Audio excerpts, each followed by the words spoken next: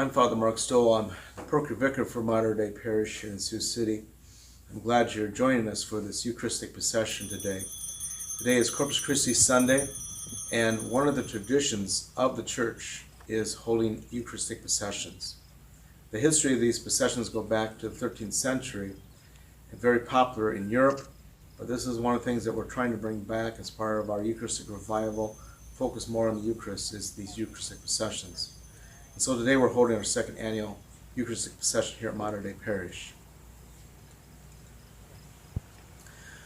Our Eucharistic procession actually begins at the end of Mass. And so after Holy Communion, you'll see we place the Blessed Sacrament, the host we've just consecrated, into the Luna, into the monstrance. That's the big, beautiful vessel that will hold the Blessed Sacrament. We place that in the monstrance on the altar, and we get ready for our procession. So after the prayer after communion, we gather in front of the altar, spend a little time in prayer before the Blessed Sacrament. We'll sing a song. We'll use incense to reverence the Blessed Sacrament. So again, like our prayers rising to God like incense. At the same time, you notice we are gathering the ministers. They've gathered in the aisle so that they can prepare for the procession.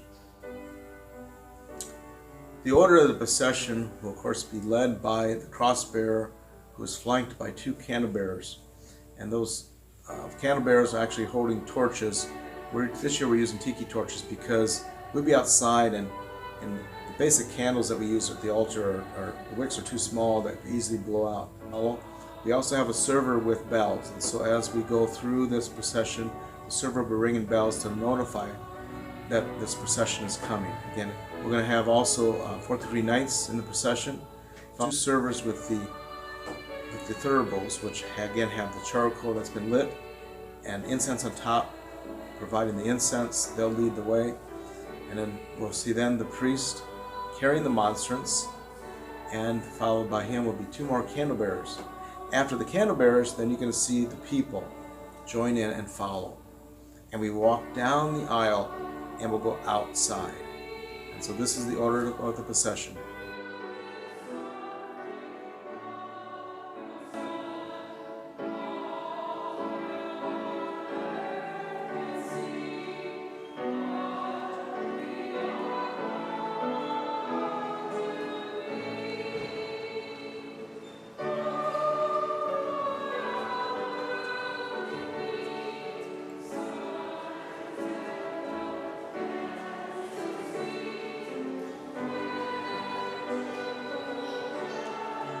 So now the procession exits the church through the front doors of the church.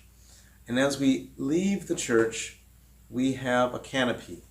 This canopy is a decorative cloth on 4 poles carried by, in our case, members of the Knights of Columbus. This canopy will be over top of the monstrance during the procession. And so the first people out of the church will actually get to walk underneath this canopy.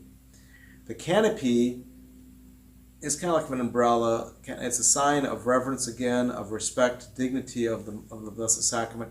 And so these 4 people carrying the canopy will stay over top of the priest or deacon with the monstrance. And so this procession forms, and it's like a parade. And so usually when you watch a parade, the most important person has the fanciest car, or the fanciest vehicle, or the fanciest float. This is exactly what's happening here. And so we all process out of church, and we're going to cross Morningside Avenue to begin our procession down the sidewalk, down to Christy Smith's funeral home. We will be singing songs, hymns of Eucharistic adoration. We will be praying various litanies. And so the participants will have worship aids. They will be following along, be able to respond to the prayers and sing as we go.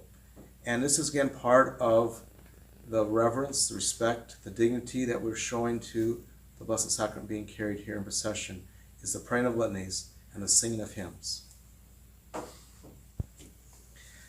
Along our route, we'll be stopping in 2 places at a prayer station or an altar to spend some time in prayer. The first station here is at Christy Smith Funeral Home. We'll stop or pause. We'll place the monstrance on the temporary altar. Torchbearers will flank the altar. The priest will kneel. We'll spend a little time in prayer. We'll reverence the Blessed Sacrament with incense. We'll sing a Eucharistic hymn. Again, we'll spend a little time in quiet prayer. And then the priest and the deacon will switch places.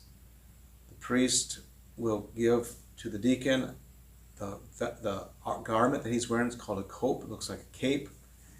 And then give him what's called a humeral veil, very long cloth that is used to cover the arms of the priest or deacon while carrying the monstrance.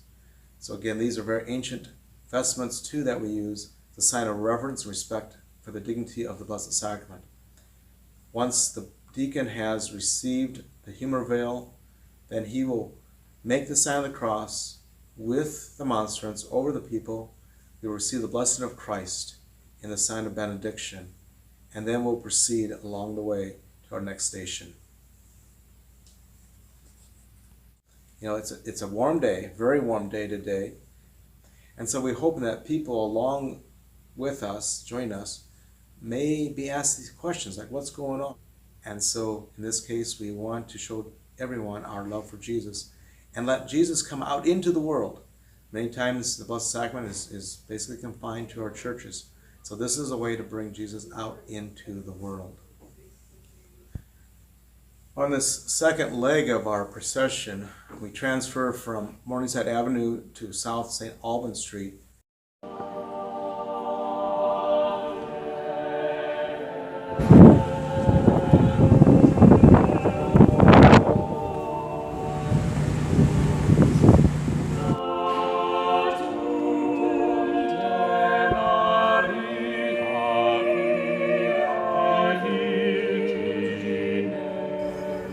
Stopping in front of a home of one of our parishioners on Cedar Avenue. This is where our second station is set up. Here again, we're going to stop and pause like we did the first station and spend a little time in prayer, reverence the Blessed Sacrament in the monstrance with incense, sing a Eucharistic hymn, and spend some quiet time in prayer. And then we'll see the deacon give to the priest the cope he is wearing and the humeral veil. The priest will then pick up the monstrance, bless the gathered people with the monstrance with the sign of the cross, and then we're going to continue along on our journey, our third leg, up to Nativity. Again, accompanying us is a van that are carrying people who are unable to join us on a walk, who may not be able to walk, and so they're in the van. But again, the Knights of Columbus have this nice camper trailer they're using. And this will provide also water and refreshment for anybody that may need it in this weather that we're experiencing today. So again, very grateful for the Knights of Columbus for their help and assistance in accompanying us in this procession. And so now we'll be traveling along on to Nativity Church. From the second station then, we will be moving on to Sargent Road. And this is where it gets a little bit more interesting because now we're going to be traveling more uphill, especially when we hit Lincoln Way. So again, we really appreciate everyone who's joining us because this is the last leg, probably the most difficult leg because it's uphill. But again, this is our sign of our dedication to Christ, bringing Christ to the neighborhoods here in Morningside.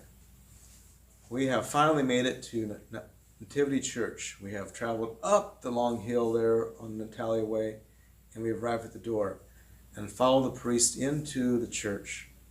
And the people are gathering in the pews as we get ready to conclude our procession with benediction. This, we now then repose the Blessed Sacrament back into the tabernacle and we pray the divine praises. And then we conclude our procession with a hymn of praise. Holy God, we praise thy name. I want to thank you for joining us today for this procession and hope to see you next year.